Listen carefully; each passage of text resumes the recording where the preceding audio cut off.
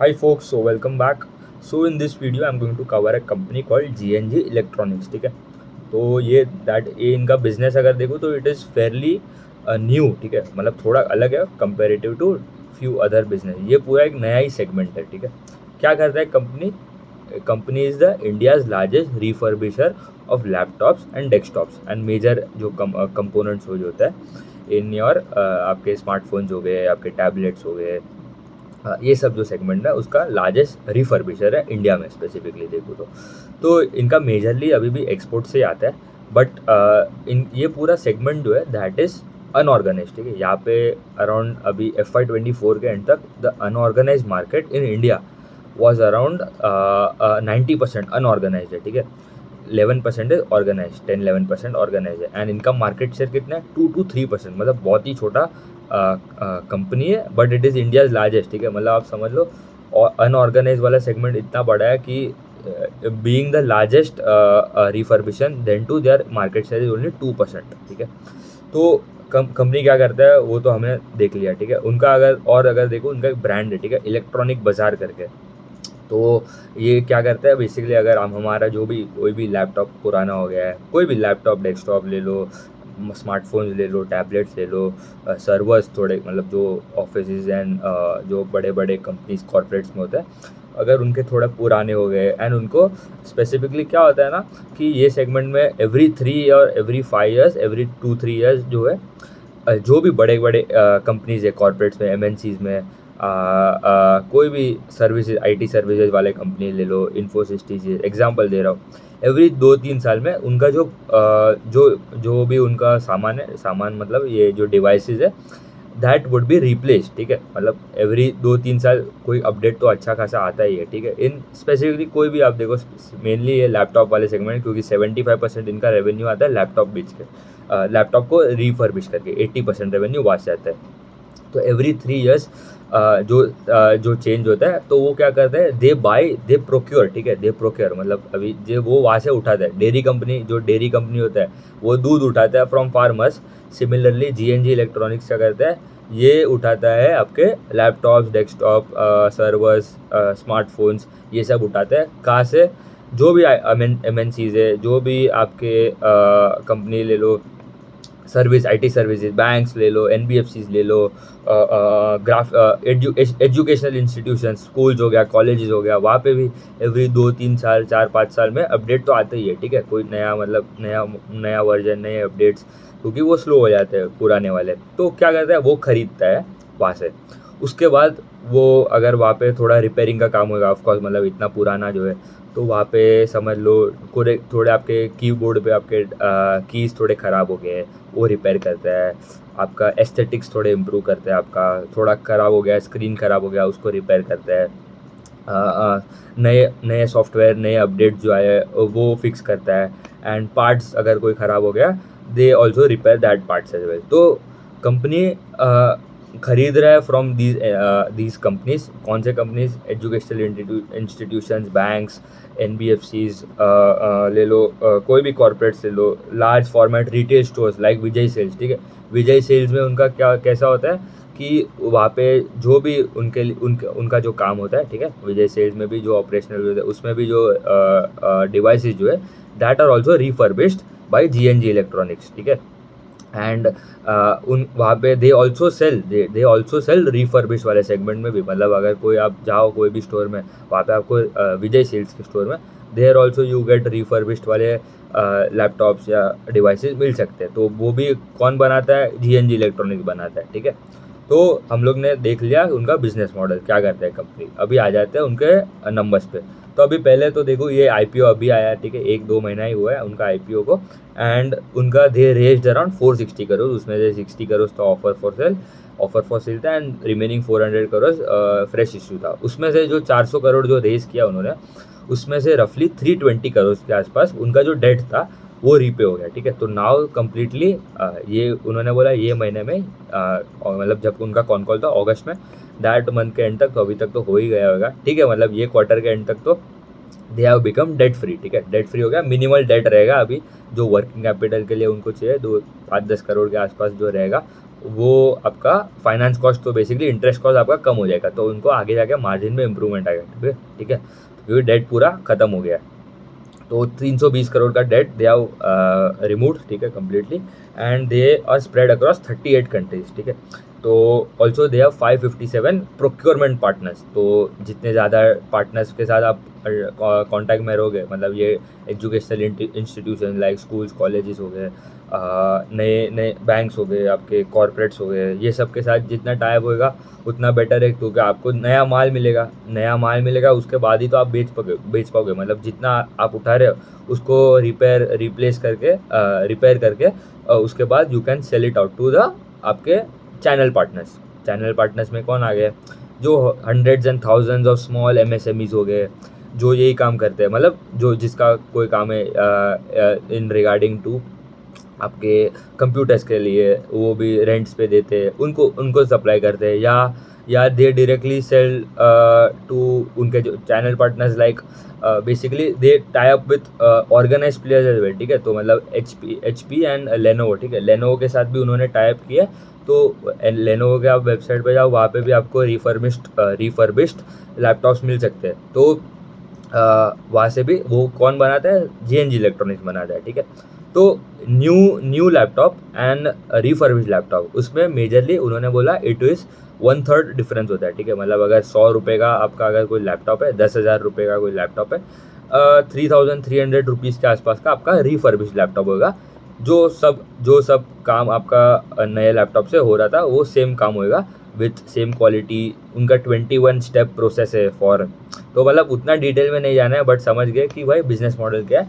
अभी आ जाते हैं उनके फैसिलिटीज़ पे। ठीक है, तो उनके पास they started off from Navi Mumbai, India में एक ही फैसिलिटी है, और उनका यूएई में, ठीक है, शारजाह करके जो जगह है वहाँ पे 3 फैसिलिटीज़ है, एंड टेक्सास यूएसए में उनका 1 फैसिलिटी है। तो टोटल 5 फैसिलिटीज़ है, एंड ये एसेट लाइट बिजनेस है। ऐसा नहीं है कि उनको खुद को इन्वेंट्री रखना नहीं पड़ता है। वो क्या करता है, चैनल पार्टनर से उठाता है, वो सब रिपेयर का काम कर लेगा, जो भी टेस्टिंग होएगा आपका, क्लीनिंग एस्थेटिक्स पे काम करेगा, कोई ख़राब हो गया आपका कीपैड पे कुछ रिपेयरिंग होएगा, वो सब फिक्स करके they sell it out to your dealers. ठीक है, जो भी उनके प्रोक्योरमेंट पार्टनर से उठाएगा, उनके जो चैनल पार्टनर्स को उसके बाद बेच देगा। ठीक है, तो वो पार्टनर जो चैनल पार्टनर है उसको इन्वेंट्री भरना है, इनको इन्वेंट्री में उतना कोई खर्चा नहीं आता। ठीक है, तो ये जो पूरा अगर सेगमेंट देखो इंडिया में specifically, it is growing at a good rate.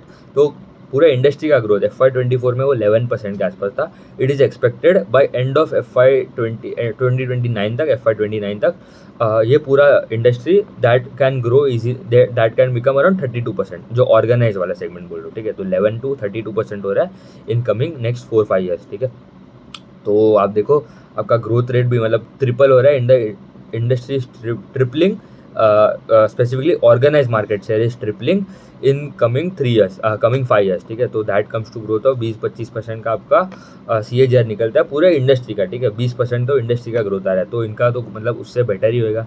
अभी आ जाते हैं उनके नंबर्स पे। इनका सेल्स ग्रोथ कितना रहा ये टाइम? 22% के आसपास का सेल्स ग्रोथ था। इबिडा में ग्रोथ है 28%। इबिडा मार्जिन देखो तो it was around 11.2% versus 10.7%, and PAT में ग्रोथ है 52%, मतलब ऑपरेटिंग लेवरेज भी अच्छा मिल रहा है। ठीक है, and PAT margin 5.9% versus 4.7% YoY। ठीक है, कंपनी ने FY25 में अराउंड 5.91 लाख रिफर्बिश्ड डिवाइसेस बेचे। ठीक है, तो ये भी मतलब अच्छा है, that is also good number. उनका FY23 के आसपास वो 2-3 लाख के आसपास था, वो ऑलमोस्ट 50-60% जंप आया इन 2 ईयर्स। मतलब अगर समझ लो 25-30% का ग्रोथ आ रहा है इन वॉल्यूम्स टर्म्स एज वेल। ठीक है, 20-25% का वॉल्यूम में भी ग्रोथ आ रहा है। ऑल्सो उनका गाइडेंस पे आ जाता है अभी। ठीक है, अभी ये सब तो पहले का बात है। They are also consistently growing around 40%, जो लास्ट 3 ईयर का क्या अगर आप निकालो दैट वॉज अराउंड 40% के आसपास। अब अभी आगे क्या बोल रहा है company targeting sales growth conservative, अगर देखो गाइडेंस क्या है उनका 25% का गाइडेंस है to grow their sales in FY26। ठीक है, विथ मार्जिन इंप्रूवमेंट। तो यही मतलब एक मेन ट्रिगर फॉर आपका operating leverage is key margin expansion. तो EBITDA margin they are expecting FY26 में नहीं, FY26 में भी नहीं, कमिंग 2 to 3 ईयर्स के लिए it can easily expand 0.75 to 1% every year. ठीक है, मतलब अभी अगर EBITDA मार्जिन अराउंड 11% है, ये साल के एंड तक अराउंड 12% हो सकते हैं, उसके बाद 13% फॉर नेक्स्ट 2 to 3 ईयर्स। क्यों हो रहा है ये? One of the main reason was यार इंटरेस्ट कॉस्ट जो कम हो रहा है, ठीक है। इंटरेस्ट कॉस्ट जो मतलब ज़ीरो हो गया उनका, एक रीज़न तो वो है। एंड पैट मार्जिन उस इबिटा में वो रीज़न है, क्योंकि इबिटा में मतलब आपको इंटरेस्ट कॉस्ट नहीं होता, पैट में आपका मेन इम्प्रूवमेंट आ सकता है क्योंकि इंटरेस्ट कॉस्ट कम हो गया। तो एक ट्रिगर वो है। दूसरा अगर आप देखो तो दे हैव टोल्ड कि हमारा ऑपरेटिंग एफिशिएंसी और बढ़ सकता है, इसलिए हमारा मार्जिन और इम्प्रूव होगा। तो guidance is very strong, growth भी अच्छा आ रहा है 25% के आसपास। एंड उनका वैल्यूएशन अगर आप देखो तो उनका पी अराउंड 59-60 के आसपास का पी है for a company that is growing by 25% in top line and 50% bottom line as of Q1, ठीक है। तो अभी अगर और एक मेन चीज़ ये है कि उनका यूएस में भी उनका ऑपरेशन है, ठीक है। तो अभी इंडिया यूएस है अब क्या बोल सकते हैं, इम्प्लाइड टैरिफ ऑन इंडिया, बराबर। तो क्या कर रहा है वो यूएई का जो फैसिलिटी है उनका, वहाँ से they are supplying all the refurbished laptops to US, ठीक है। इंडिया से वो नहीं कर रहा है, दे आर इंडिया में एक फैसिलिटी है, यूएई में 3 फैसिलिटी है एंड यूएस में भी एक फैसिलिटी है। तो यूएस में से तो करेगा ही, एंड यूएई में भी जो एक्स्ट्रा अगर कोई कैपेसिटी अगर वहाँ पे थोड़ा कम पड़ता है तो they can refurbish that laptops and then send that products to US, ठीक है। तो यूएई पे तो कोई इतना टैरिफ नहीं है, तो एक अच्छा उनको मतलब कोई टैरिफ का इम्पैक्ट तो नहीं होगा, तो that is very good. And also the second trigger for improvement in margin was कि जो अभी अगर कोई रिफर्बिश लैपटॉप अगर 10 रुपये का, अगर आप देखो कोई नया laptop if it is selling at around 100 rupees, refurbish जो है it is 1/3 of the price, ठीक है, 30% के आसपास। बट वो बोल रहा है कि ये जो 30% है रिफर्बिश, वो हम थोड़ा इम्प्रूव करके 35, 40, 45, 50% के आसपास भी हो सकता है in coming next 1 to 2 years, ठीक है। तो मतलब वैल्यू प्रोडक्ट मतलब वैल्यू ग्रोथ अच्छा आ सकता है, क्योंकि आपका प्राइस बढ़ेगा। मतलब अगर जो 100 रुपये का अगर नया लैपटॉप है, 30 रुपीज़ का आपका जो रिफर्बिश आपको मिल रहा है वो that can go to 40 rupees, तो आपका वैल्यू ग्रोथ भी अच्छा खासा आ गया। तो दो रीज़न ये, एक उनका डेट कम हो गया तो फाइनेंस कॉस्ट कम हो गया, इंटरेस्ट कॉस्ट जो बोलना है वो कम हो गया, and the second reason is the value growth that they will get in upcoming 1 to 2 years. ये हो गया उनका मार्जिन एक्सपांशन का रीज़न। दूसरा, अभी आप बोलोगे इनका कंपनी का क्या बोल सकते हैं मोड क्या है, ठीक है, मतलब क्या बैरियर क्या है, barriers to entry for another competitor, ठीक है। तो यहाँ पे अगर आप देखो ना, सब सेगमेंट में B2C में ज़्यादा मार्जिन होता है कंपेयर टू B2B, ठीक है, इन अक्रॉस ऑल द सेक्टर्स अगर आप देखो तो। बट यहाँ पे B2C में थोड़ा कम मार्जिन होता है, क्योंकि कस्टमर जो है इट इज़ वेरी क्या बोल सकते हैं, customer is not very friendly to the products as well, ठीक है। मतलब ऐसा नहीं है कि क्योंकि यहाँ पे अनऑर्गेनाइज मार्केट इन B2B सेगमेंट ज़्यादा है कंपेयर टू B2C, अरे क्या बोल रहा हूँ, अनऑर्गेनाइज मार्केट इन B2B में ज़्यादा है कंपेयर टू B2C, ठीक है। तो इसलिए मार्जिन वहाँ पे कंपटीशन इतना कुछ है नहीं, एंड यहाँ पे एक ट्रस्ट इशू भी होता है, ठीक है। मतलब अगर आप, and they also provide warranty as well, क्योंकि अगर कोई कंपनी अगर आपका एक 3 साल यूज़ हुआ है, ठीक है, 3-4 साल यूज़ किया एक लैपटॉप, एंड उसके बाद अगर आप वो बेच रहे हो टू GNG इलेक्ट्रॉनिक्स, ठीक है, एंड कस्टमर तो वही है, उसके बाद GNG इलेक्ट्रॉनिक रिपेयर सब करेगा, and also they will sell to their नए कस्टमर जो अफोर्ड नहीं कर सकता, ठीक है। तो and then they provide 3 years का वारंटी भी देता है। मतलब अगर आप देखो तो एक ट्रस्ट अच्छा खासा बिल्डअप हो सकता है, बिल्ड हो गया, ठीक है, उनका। दे आर स्टार्टेड 2015-2016 से चालू किया अभी तक। तो इलेक्ट्रॉनिक बाजार करके जो ब्रांड है इट इज़ वेरी पॉपुलर अगर आप देखो तो इन दिस स्पेस, ठीक है। एंड अभी वैल्यूएशन पे आ जाता है। अगर आपको लगेगा कि द पी इज़ अराउंड 60, अगर आप 1 ईयर फॉरवर्ड भी अगर आप निकालो ना, तो चलो अगर देखो कैसे निकालना है, ठीक है। अभी उनका PAT in FY25 was around 70 crore, ठीक है, 69-70 करोड़ के आसपास का पैट था FY25 में, ठीक है। And sales was around 1400 crore in FY25, end of FY25।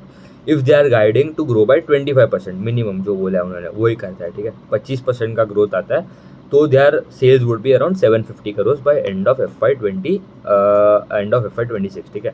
And as they are telling उनका मार्जिन इंप्रूव होएगा, ठीक है। तो अभी उनका अगर पैट मार्जिन देखूँ तो 5.9% के आसपास जो है, अगर अज्यूम करता हूँ कि वो चलो 6% हो जाएगा, ठीक है, मिनिमम लेते 6% अगर उनका पैट मार्जिन होता है एंड ऑफ FY26 के लिए, तो पैट कितना हो जाता है FY26 के लिए 105, ठीक है, क्योंकि 6% 0.06 मल्टीप्लाई बाई 1750, तो आपको मिल जाएगा 105 करोड़ का पैट फॉर FY26, ठीक है। एंड तो FY26 का पैट मिल गया 105, current market cap is around 4000 crore के आसपास का मार्केट कैप है। तो इफ़ यू डिवाइड बाय 105 आपको मिलेगा PE ऑफ अराउंड 38, तो 1 year forward PE is around 38 for a company that is growing by 25%। And PAT में कितना ग्रोथ आ जाएगा, अगर 105 का पैट मारा ये FY26 में, एंड लास्ट ईयर अगर 70 करोड़ था, तो पैट में ग्रोथ आ गया अराउंड 52%। तो ऑपरेटिंग लेवरेज भी अच्छा मिला क्योंकि मार्जिन एक्सपेंड हो रहा है, ठीक है। तो मैंने तो मिनिमम लिया, वेरी कंजर्वेटिव, जो उन्होंने बोला 25% का उनका सेल्स टॉप लाइन का ग्रोथ एंड 6% मिनिमम। अगर आप थोड़ा अगर आपको तो जितना आप अभी नंबर खींचोगे तो उतना तो इम्प्रूव होएगा, ठीक है। मतलब the more higher margin you take, आपको पी रेशियो कम मिलेगा, ठीक है। तो 38 का फॉरवर्ड पी मिल रहा है। एंड पेग रेशियो इंपॉर्टेंट होता है, पी देख के कोई फायदा नहीं है, बिकॉज हमें ग्रोथ के पर्सपेक्टिव से देखना है, ठीक है। तो पेग रेशियो कितना आ गया, अगर कंपनी का पैट में ग्रोथ कितना, अर्निंग्स में ग्रोथ आ रहा है 50% एंड फॉरवर्ड पी कितना 38, तो पेग रेशियो कम्स टू 0.73। तो वैल्यूएशन भी चीप है। ये जो अभी नए जो कंपनीज आ रहे हैं ना IPO में, हम लोग ने पहले कवर किया आदित्य इन्फोटेक करके जो कंपनी है, जो CP प्लस करके जो CCTV कैमरा बनाते हैं, उसका भी गाइडेंस अच्छा है। उनका भी मतलब उनको भी ऑपरेटिंग लेवरेज मिल रहा है, ठीक है। उनका भी उसने भी डेट्स कम किया, उनका भी फाइनेंस कॉस्ट कम हो रहा है, इसलिए उनका पैट में they are expanding, expected 75% plus का पैट ग्रोथ। फिर NBFC स्पेस में अगर आप देखो तो नया कंपनी किसका आया था, लक्ष्मी इंडिया फाइनेंस करके जो कंपनी था, उसका भी गाइडेंस स्ट्रॉन्ग है, ठीक है। मतलब गाइडेंस सबका अच्छा है, ठीक है। अभी एग्जीक्यूशन देखना है, ठीक है। अगर खाली गाइडेंस देख के तो मतलब कंपनी ने बोल दिया, ठीक है, हम लोग ने डाल दिया, नेक्स्ट क्वार्टर बोला नहीं होगा, हमारा मार्जिन कंप्रेस होगा, हमारे फैसिलिटी में कोई प्रॉब्लम हो गया, तो that is a big blunder for the company as well, ठीक है, and for the investors as well. इसलिए हमें एवरी क्वार्टर ट्रैक करना पड़ता है जिसका भी रिजल्ट आता है कोई भी कंपनी का। तो ये हो गया इनका बात, ठीक है। एंड ऑल्सो उन्होंने बोला H2 थोड़ा बेटर होता है क्योंकि एंड ऑफ द ईयर के सेल्स हो गए, तो रिफर्बिश वाले और सस्ते मिलेंगे आपको, जो मतलब 1/3 से भी मिलेंगे, 1/3 जो मिलता है compare to the original price, वो और थोड़ा सस्ता हो जाएगा। तो Q4 Q3 एंड तक it is the best season, December January that is best क्योंकि फेस्टिव डिमांड होता है एंड टैरिफ का कोई इम्पैक्ट नहीं होगा टू देम एज वेल। तो क्योंकि वो UAE से डायरेक्टली सेल करता है, ठीक है। तो मार्जिन में भी उतना कोई प्रॉब्लम नहीं है, वो इम्प्रूव हो रहा है। तो मार्जिन एक्सपांड हो रहा है, guidance strong in top line as well, and operating leverage भी मिल रहा है, ये क्वार्टर भी मिला, आगे जाके भी मिल सकता है।